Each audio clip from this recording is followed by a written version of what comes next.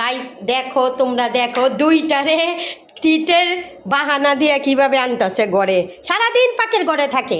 এই যে লোভি, দোনোটা লোভি, দোনোটা লোভি। এই যে খাওয়ান শুরু করছি, স্টার্ট স্টার্ট।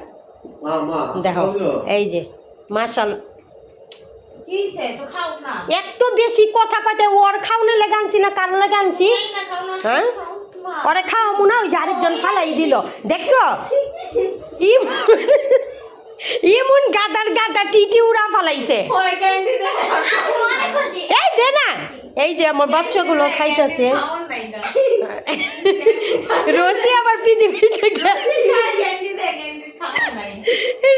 রসি আবার ফালা দিছে, টি টানতে গেছে পিছে পিছে। তুমি চুপ করো, এটা ওগো খাওয়ান। তুমি আনছো দেখে কি খাইবো না? বাচ্চা কি এখন দিয়ে দিছে?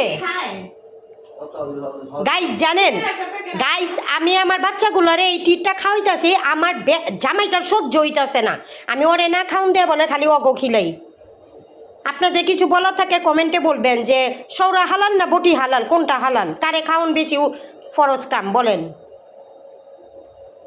এই যে আমার বাচ্চাগুলো মাশাল্লাহ খাইতেছে কি সুন্দর। বাবারে বাচ্চাগুলা এ দেখেন কতগুলো ক্যাট ফুটো আনছে আমার বাচ্চাটার জন্য। দেখো তো বাবা এটা কি আনছে তোমাদের জন্য। এই যে অনেকগুলা, খাও খাও খাও। যেহেতু ওরা রোজা রাখতে পারে না, কিন্তু তারপর ওদেরকে আমার খাওয়াইতে হয় ওদের ইচ্ছা মতো।